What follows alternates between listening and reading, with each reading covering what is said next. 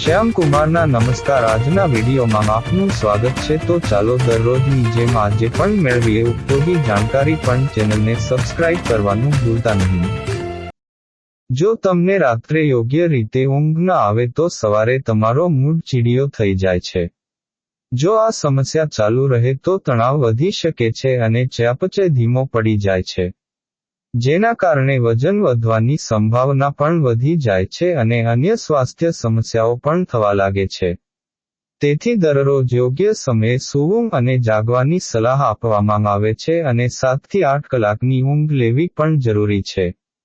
તો ચાલો જાણીએ કે આ ડ્રિંક્સ તમને સારી ઊંઘ લાવવામાં મદદ કરી શકે છે.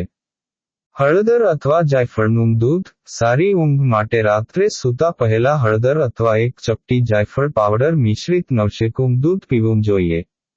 કેટલાક લોકોને જાયફળ દૂધ સાથે પીવું ન ગમતું હોય તો તેના માટે હળદર વધુ સારો વિકલ્પ માનવામાં આવે છે. આનાથી તણાવ ઓછો થશે, ઊંઘમાં સુધારો થશે અને રોગપ્રતિકારક શક્તિમાં વધારો થશે. તુલસીની પીવો. તમે તુલસીના પાનમાંથી ચા બનાવીને રાત્રે સૂતા પહેલા પી શકો છો.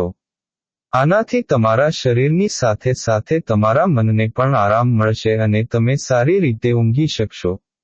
તુલસીની ચા બનાવવાની રીત ખૂબ જ સરળ છે. 1 કપ પાણી લો. 8-10 તુલસીના પાનને ધોઈ લો. તેના ટુકડા કરી લો અને આ પાણીમાં સારી રીતે ઉકળવા દો.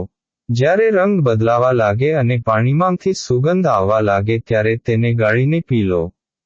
આ બાબતો ધ્યાનમાં રાખો. સારી ઊંઘ માટે એ જરૂરી છે કે તમે સમયસર ભોજન લો, એટલે કે 7 થી 8 ની વચ્ચે રાત્રિભોજન કરવું બેસ્ટ છે. આ સિવાય વ્યક્તિએ ખોરાક ખાધા પછી 20 મિનિટ માટે ચોક્કસ વોક કરવું જોઈએ. સૂતા પહેલા ચા કે કોફી ન લો. સૂતા પહેલા તમારા પગને થોડા સમય માટે હૂંફાળા પાણીમાં રાખો અને પછી પગના તળિયા પર માલિશ કરવાથી પણ સારી ઊંઘ આવે છે.